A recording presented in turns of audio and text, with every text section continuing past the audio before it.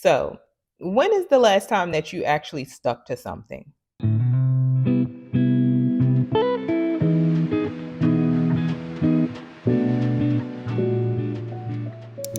Hey babes, welcome back. If this is your first time seeing me, my name is Daisha and I help you take a mindful approach to wellness. If you feel like you struggle with constantly starting over, emotional eating, or unhealthy habits, I help you understand why, as well as help you create habits, patterns, and mindset shifts to shape your well being. If that sounds like something that you may need, let this be your soft place to land. Like, subscribe, and let me know what you'd like to see more of down below. I would love to chat with you. Okay, so let's get into it. The reason I asked, when is the last time you stuck to something, is because I want to invite you in the month of May, as well as challenge you to make a commitment to your health. I want you to take your health back in the most simple, approachable way. We're not talking about crash diets or overwhelming gym routines. I'm talking about small, sustainable shifts in my four wellness pillars: nutrition, movement, mindset, and rest.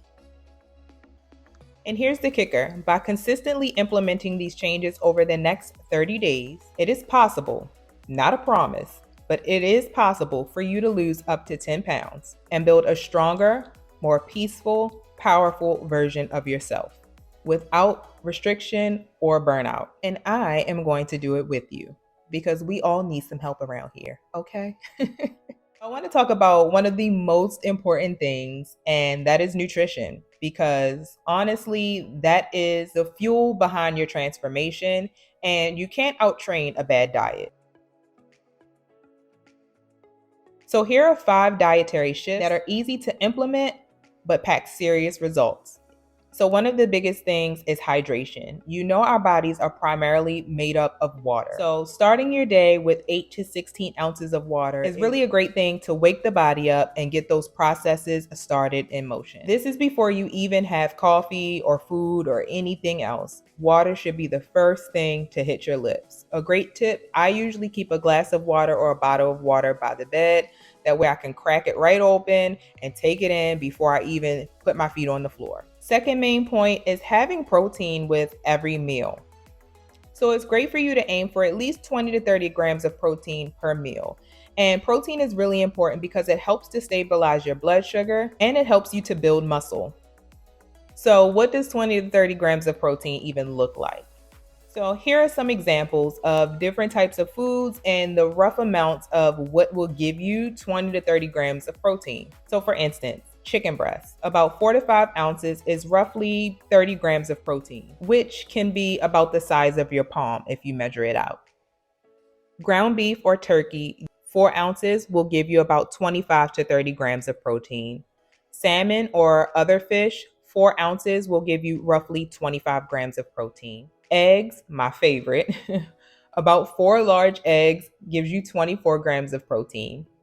Greek yogurt, plain, non-fat Greek yogurt, roughly 3/4 to 1 cup will give you about 20 grams of protein. My other favorite, which is cottage cheese. I feel like you can literally put cottage cheese on everything. 1 cup of cottage cheese will give you about 25 grams of protein. I swear it's the cheat code, especially if it's like 2% or non-fat. Game changer. For my plant-based girlies out there, tofu or tempeh, a half a block is roughly about 4 ounces, which delivers about 20 grams of protein. And other vegetarian sources include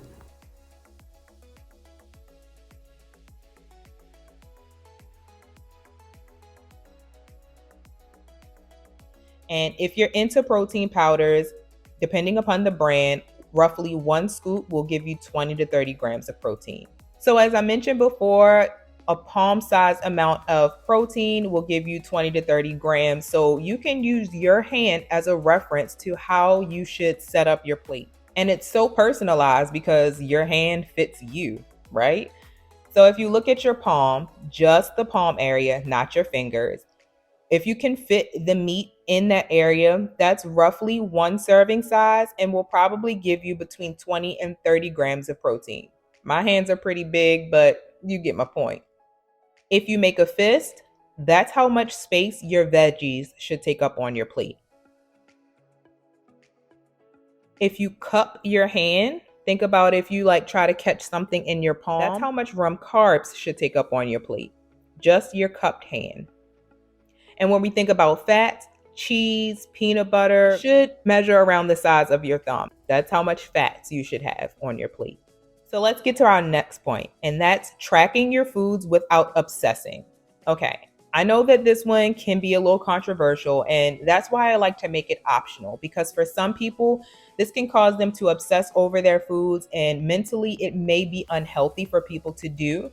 But if this doesn't really bother you, or if it's something that you've never done before and you're curious, I feel as though it's a very important step to intentional weight management or weight loss. I would say do this for awareness, not for actual tracking, if that makes sense.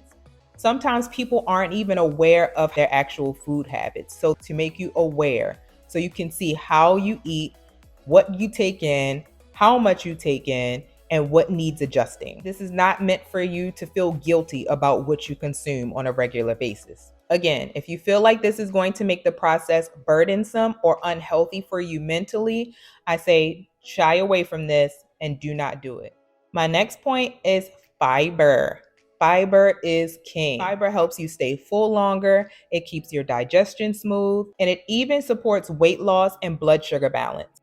As a general rule, just to start, double the amount of veggies that you consume with each meal per day. So remember that fist? If you had one fist size before, make it two. That's how much space your veggies should take up on your plate. 2 fist size worth. If you want to dive a little bit deeper into the world of fiber, here are 5 additional ways to consume more fiber on a regular basis. You can add chia or flax seeds to your foods. 1 tablespoon is roughly 5 grams of fiber. You can add it to your oatmeal, you can add it to smoothies, salads, anything where you can kind of blend it in easily and won't even notice the difference. You can also swap out your white carbs for more fiber-rich ones. Think brown rice, quinoa, or chickpea pasta instead of white pasta, white rice, white bread, things of that nature. And as a bonus, usually if you're choosing something that is brown, you end up getting more fiber as well as additional protein. Third tip for more fiber, eat the skin. Stop peeling stuff, okay? Eat the skin on your cucumbers. Eat the skin on your sweet potatoes, your apples, your carrots. All of that acts as fiber. Remember when I said fiber helps with your digestion? Think of it as like the broom cleaning up all the extra particles in your digestive tract. It kind of comes through, sweeps and grabs everything and helps it exit. You can also include more fiber-forward snacks in your diet. These include roasted chickpeas, which are a favorite of mine. Like seriously, if you have not tried roasted chickpeas, you should. You can buy them roasted, or you can get a can of chickpeas, drain them, put a little drizzle of olive or avocado oil and roast them in the oven. They come out so savory, so crunchy, literally. Chips, who? Other fiber-forward snacks, berries, avocados. Another favorite of mine is popcorn. Think like Skinny Pop. Honestly, you can eat large amounts of air-popped popcorn. Air-popped is the key thing. You can eat large amounts of that and it can be very filling and it'll provide you with way more fiber. And it is that crunchy snack that can kind of cure that craving that you may be having. All of those will help increase your fiber.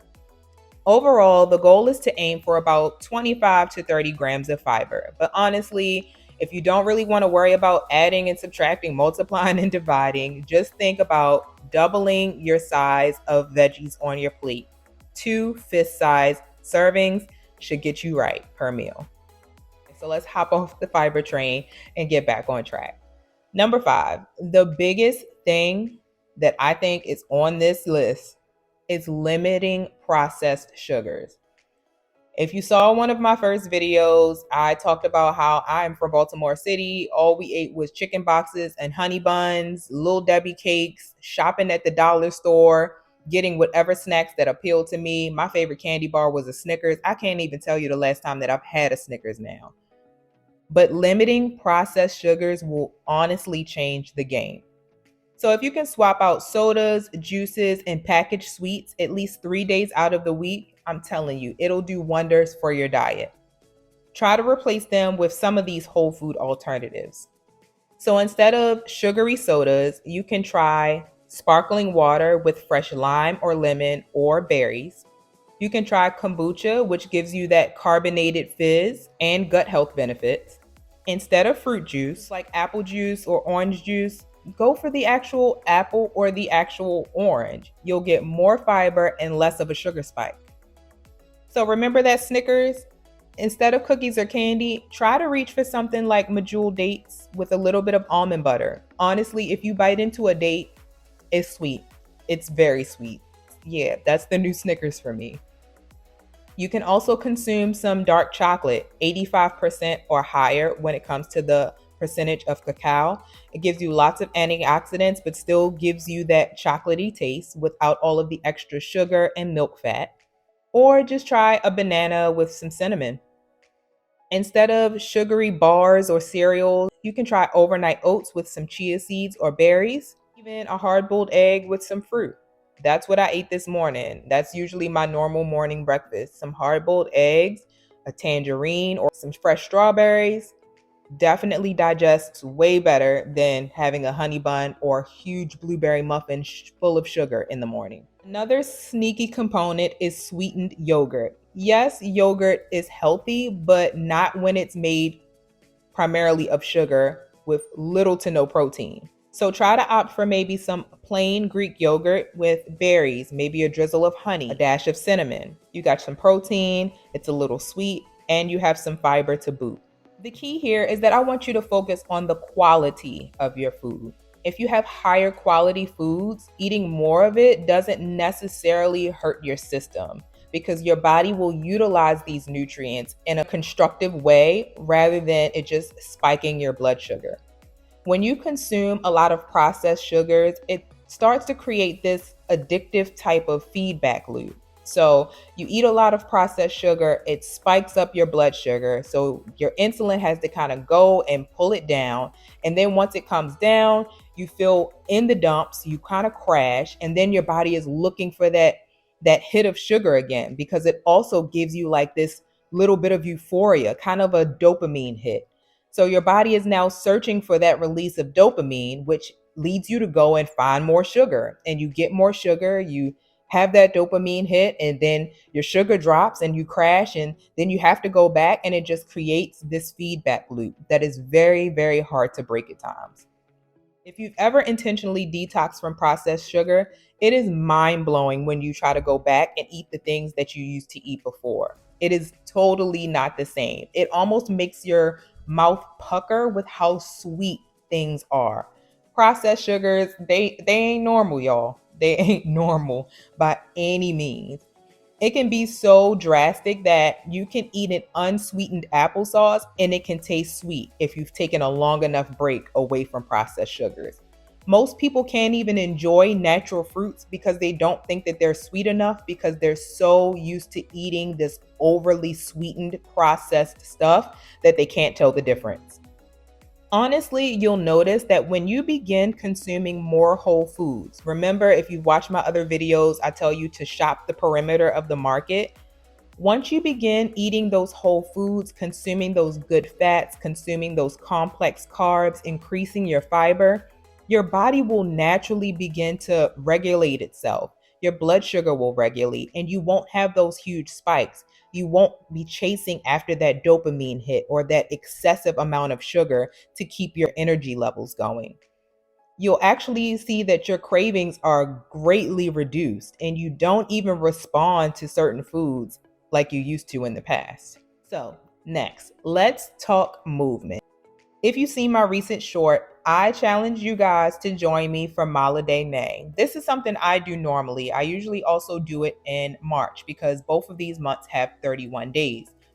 I try to do Mala Day May and Mala Day March because it helps me stay consistent with certain activities and the weather is getting nicer and it gives me a reason to get outdoors. So Mala Day May is exactly what it sounds like. At least walking 1 mile a day outside of your normal steps for every day in the month of May.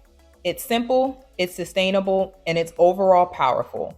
You can walk it all at once on a lunch break or after work, or if you're watching a show on that walking pad that I told you guys to buy, or you can break it up in different pieces throughout the day. maybe 5 to 10 minute segments, as long as it equals a mile in addition to your normal steps for the day. I know we hear about 10K steps a day, but for somebody who is sitting at a desk for most of their day, that can be a bit overwhelming. So I usually try to recommend a range between 7 to 10K steps a day, should at least get you started, and you can always add more if you're able to. Walking just 1 mile a day can improve your heart health, help to regulate your blood sugar, reduce stress, and yes, contribute to fat loss. And no, you don't need a gym. And honestly, you don't even need a walking pad. When I was desperate, I've walked laps inside of my living room just to get my steps in. It all depends on how serious you are. But you can find a local school. Sometimes they have a track where you can walk around that. You can find an area in your neighborhood. As long as it's safe and you feel comfortable, you can walk that to equal a mile. You can also find an area around your job or within your workplace. I know as a nurse, you get locked in a hospital for 12 hours, ain't no outside. So sometimes if you lap the unit a number of times or go to different floors or walk to and from the cafeteria or down to the lobby, whatever you can do to get that extra mile in will help. And always, you can go to the gym. I know a lot of people don't feel comfortable at the gym, but if you have a gym membership or have someone that can kind of let you tag in on their membership as a buddy or on a buddy pass, you can get 1 mile in on a treadmill. And just for a frame of reference, an additional mile a day, whether you're walking it on a treadmill or outdoors, really doesn't take up that much time. Depending on your pace, it can usually take anywhere between 15 to 25 minutes to walk 1 mile. So just give yourself some grace. Try it out. Now let's talk about additional forms of movement, specifically movement that works for you. Walking a mile a day is your foundation. That's a non-negotiable. But what about the other stuff? I wanted to recommend 4 bodyweight movements that you can add once or twice a week, even from home. Squats. Squatting is such a great movement. It's so important for your health. It is great for your lower body, your metabolism, and even your posture. Second are lunges.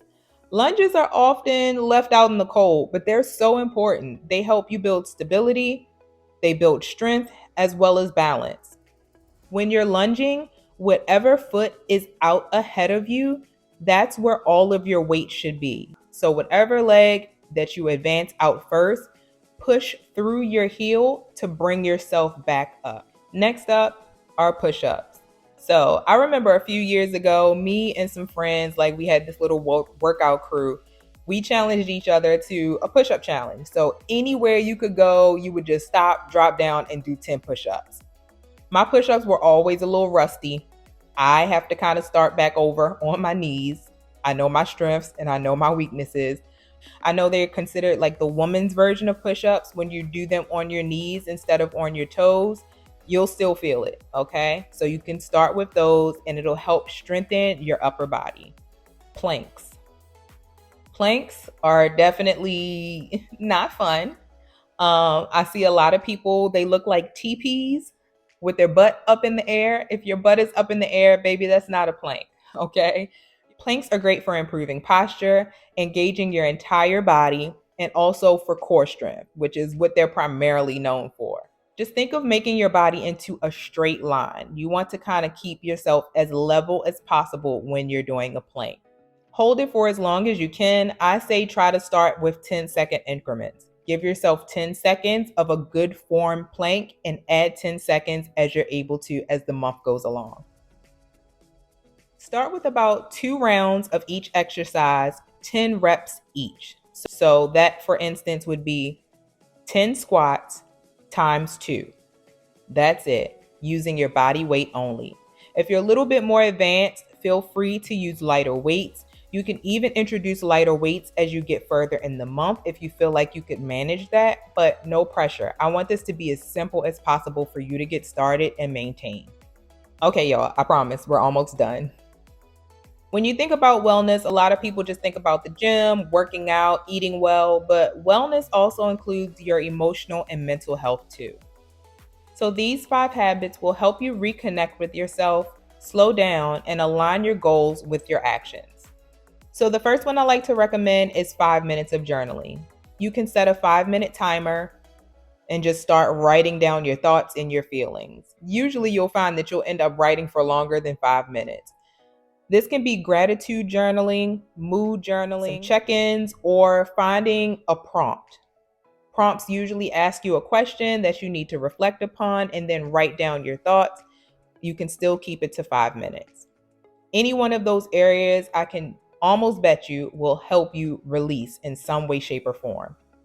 I personally do my journaling in the morning, usually after I finish reading my Bible. I kind of go over what I'm expecting for the day, how I felt about yesterday, or how I slept.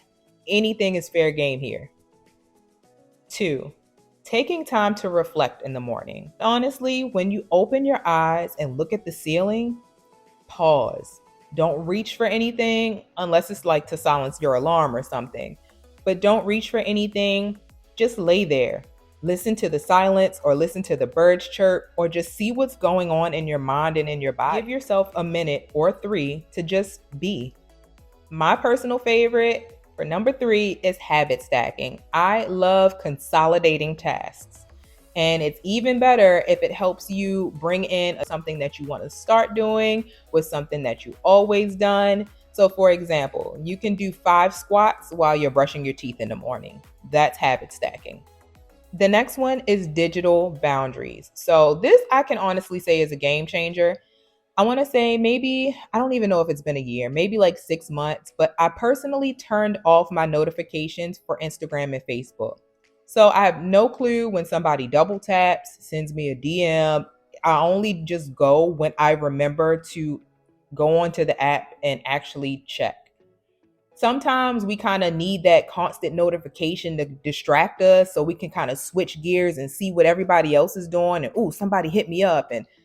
But honestly, you don't really need all that. Do a bit of a detox, have some boundaries, challenge yourself. No scrolling 30 minutes before bed and no scrolling 30 minutes after waking. Don't be so quick to just immediately go to your notifications. Like I said, I turned mine off and it's been a game changer. There have been days where I forgot I even have an Instagram or a Facebook because I'm actually living in the moment or doing other things rather than waiting for somebody to hit me up. And the 5th, affirmations, prayer, or meditation. I'm going to just say this right now. I have never been successful at meditation. My mind be all over the place. So that is something that I definitely have to work on. And that's at the bottom of my list. But prayer works for me. And sometimes affirmation. Find something that works for you, such as one grounding ritual daily. It doesn't have to be long. It just has to be real. So if you're reminding yourself, I can tackle today. I am strong. Lord, please help me.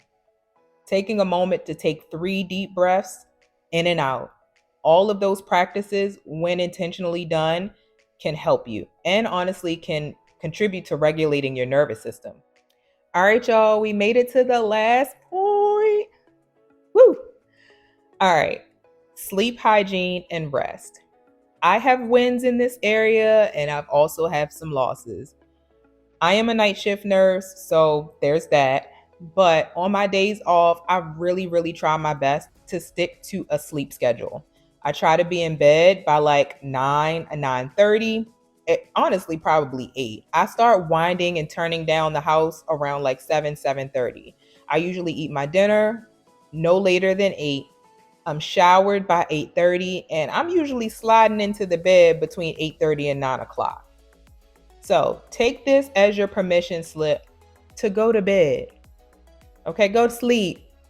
Ain't nothing happening. There's nothing that you're going to miss between now and waking up in the morning. Go to sleep. Like, seriously. Sleep is where your body resets, your hormones regulate, fat loss happens, your muscles recover, all of these things. And if you don't sleep or if you don't have good quality sleep, none of this goes down appropriately. So here are some quick tips on how to improve your sleep quality without overhauling everything. One of my personal non-negotiables and also something that I consider a marker of wellness for myself is making my bed every day. I don't care how much it annoys me. I know I'm going to appreciate it when I come back to my bed in the evening. It sets the tone for the day. It kind of lets you know, okay, we're up, sleep is done, ain't no getting back in the bed. And also, it kind of luxuriates your life a little bit. It gives you that hotel feel when you come back to your bed to see it nice and made and you just kind of slip into your covers. Child, like my friends know there is nothing that I love more than rubbing my feet together under some clean sheets. Like, I really live for getting in my bed in the evenings. I love how it creates structure and peace in my life. And this is honestly something that when I don't do it or I stop doing it for some reason, shape, or form, it makes me check in with myself because I'm like, what's going on, girl? Why are we not making our bed? We love to make our bed. The next one, like I kind of mentioned before, no screens before bed. Just think about it. You have the blue light, you're seeing stuff that's making you think, you're reaching out to people, they're continuing the conversation, you trying to go to sleep. Now you got one eye open, waiting to see if they're going to hit you back. Just put the phone down, sis. Just go on to sleep, okay? Read a book, try to journal, or have some quiet time before you close your eyes. Do that instead 30 minutes before you decide to go to sleep. Sometimes having a hot cup of tea, some chamomile tea, or something like that to help you wind down is also very helpful. You can also set yourself a bedtime alarm to remind you to go lay down. I know everybody and their mama got an iPhone, myself included, and I love to use my focus status. So you can set different times of the day that you're doing different things. Depending on the day of the week, I have different times set for different days of the week. Weekends are a little bit later than weekdays. My focus status will remind me your bedtime is approaching. It'll usually do this around 9:15. And then at 9:30, my focus status comes on for sleep.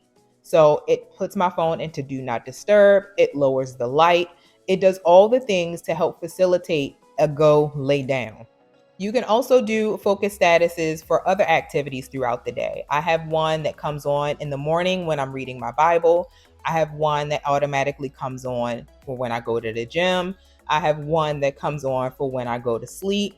And you can set these things to automatically come on. It puts your phone into do not disturb or some form of do not disturb where it kind of silences whatever notifications that you would like it to silence. It can block certain numbers from calling through. Like, honestly, my phone is on do not disturb about 80% of the day. Another huge tip is sleeping in darkness. So some people can't really sleep with a nightlight. Some people can't really sleep without a nightlight. But just know that the more light that you have around you, the less your body produces melatonin. So block out light for more melatonin production. Also, keeping a nice, cool bedroom. Cool, calm environments, ideal temperature, I would say between 65 and 67 is like perfect for sleep. Layer on those blankets and get cuddly and turn down. It even helps for deeper sleep. Another little cheat code, some people this works for, some people it doesn't. You can get a weighted blanket, and that also can help you have a more restful, deeper sleep. And if you work night shift like I do, just reverse it. It may not work, child, because Lord knows, but getting you some blackout curtains, an eye mask, earplugs, sound machine, anything that you can do to create a dark, calm environment, even when the sun is outside beaming, can help you get better sleep. We hope. So, how do you stack it all together? And here's the beauty of this entire framework. You don't have to. I don't even want you to do all of this at once because if it's not already a part of your life, you're going to be utterly overwhelmed. Just start with one change from each of these pillars this week. Before May even hits, just try it out a little bit. Next week, stack on another. And just watch. Over the course of the next 30 days, you will have shifted your nutrition, your movement, your rest, and your mindset without feeling overwhelmed by doing so. And this is called habit stacking. I swear, it works. If you build your foundation slowly, it'll hold you for life. Take it from the person who has done crash diets, who has gained 40 pounds 3+ times in their life and had to lose it 3+ times. You'll notice that there's no quick fix. It's small, sustainable habits that you start to incorporate in your life. And you'll start to notice that, oh my God, I actually feel better. Discipline is freedom. And if you can find sustainable ways to stay disciplined for the lifestyle that you want, you'll eventually feel free. So, if you're really ready to walk into the best version of yourself, like seriously, join me for Holiday May as a start. We'll move together, we'll grow together. And I promise, if you just show up for yourself just a little bit every day, you'll feel the difference by the end of this month. Like I said, it is possible to lose up to 10 pounds. But even if you don't, you'll gain so much more. Just think about it. You'll gain confidence, clarity, more energy, and better habits. You'll become a person that you're proud of. So come on, let's do this. I can promise you it's so worth it. As a person who used to turn up, my nickname used to be the turn up queen. And now they call me old lady, which I will gladly wear as a crown. Why? Because I love my life now. I love how I take care of myself. I love how I show up in the world. And that's because I've utilized these 4 pillars within my life to make changes for myself for the better. And it never really ends and it never really begins. It's a consistent effort to continue as much as you can because why? You love yourself and you want to show up for yourself. And this is the way that you can do it. So, if you're really about that life, comment down below, I'm in. Share this with a friend and hit that subscribe button so you don't miss any part of our May movement series. You with me? All right, let's do this. And as always, you got this, babes. Bye.